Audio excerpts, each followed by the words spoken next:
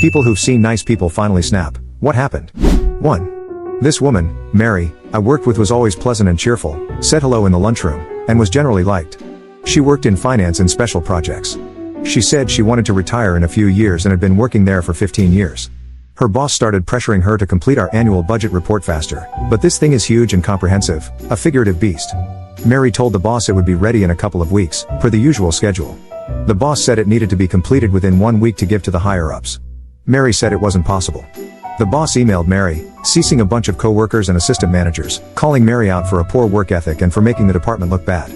Mary said it wasn't possible and that she didn't appreciate being bullied. She put in her notice to retire by the end of the week, leaving her boss high and dry. She was the only one who could do the budget report in a timely manner, so the department was double screwed.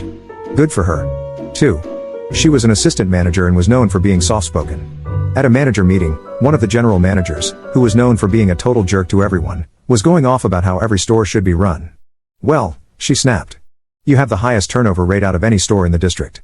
You can't keep employees for more than 6 months before they just quit, all saying you were the problem. Maybe you should take that advice you're giving us and use it on yourself. A long time ago, I used to do call center tech support for fairly complex issues. A really nice, quiet guy went through the same training class. He talked if you talked to him, but never went out of his way to chat. Right after training, the call center changed a ton of stuff. We started getting squeezed on the amount of time we could do documentation, how much research time we had, just metrics in general. It was utter BS because the favorites got to go on breaks as often as they wanted with the managers.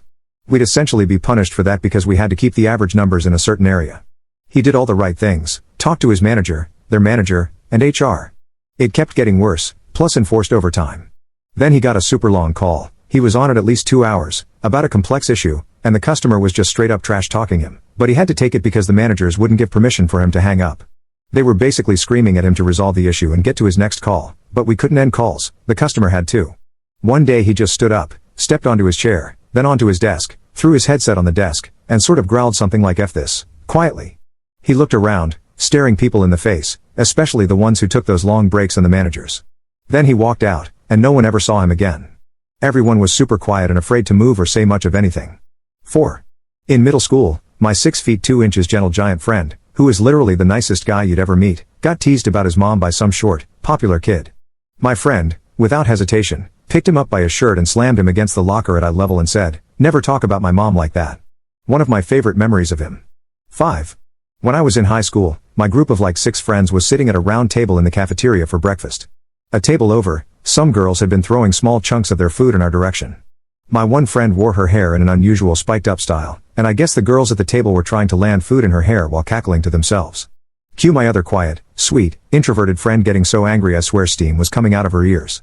One of the girls had thrown a decent-sized piece of her egg patty at us, and it landed on the floor near her foot. My friend proceeded to step on the egg patty, pick it up off the ground, walk over to the table of bullies, and shove the egg directly into the mouth of the one who had thrown it. This was such an amazing moment in my high school memory. I couldn't believe what I was seeing as she was the last person I would have expected to do that. Of course, she did get in trouble, but she didn't regret it one bit. 6. I had just started high school, and there was a new kid. He was a giant Aboriginal kid who was quiet with no friends, so my friend and I befriended him. We always chatted with him, and he was so lovely, always softly spoken and generally just so nice. Like holding doors open for us and bashfully smiling when we would go out of our way to be friendly to him. Anyway, he started getting picked on by the bad boy of our grade relentlessly. One day, he snapped and beat him up with a garbage can.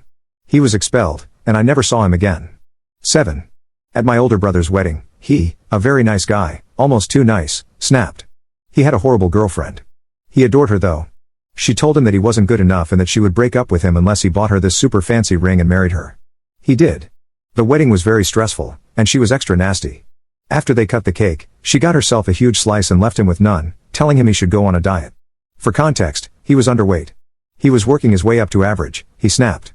Threw a handful of cake at her pretty dress and hair, then told her to expect divorce papers to sign. He proceeded to scream, cry, and rant about how horrible she was. He's better now. They split up and live on different continents. 8. One of my middle school friends, whom we'll call Bob, was about a half foot shorter than everyone else. Everyone was around 5 foot. He was an interesting dude, in a good way, interested in learning, played video games, and was great to hang out with. But he looked scrawny, didn't look like he could hurt anything. For some context, our gym teacher was an a-hole. He gave everyone nicknames, some good, some bad. He was always sarcastic, berating us instead of encouraging us. One day, The gym teacher said something about Bob's mom. Bob's mom had fibromyalgia and some other conditions making her weak and unhealthy, not by choice. Something in Bob snapped. Bob completely took down this 6 feet 5 inches gym teacher. The gym teacher looked like he stood no chance. They were quickly pulled apart, and Bob got expelled and had to move schools, while the gym teacher was fired for fighting a student and being an overall jerk.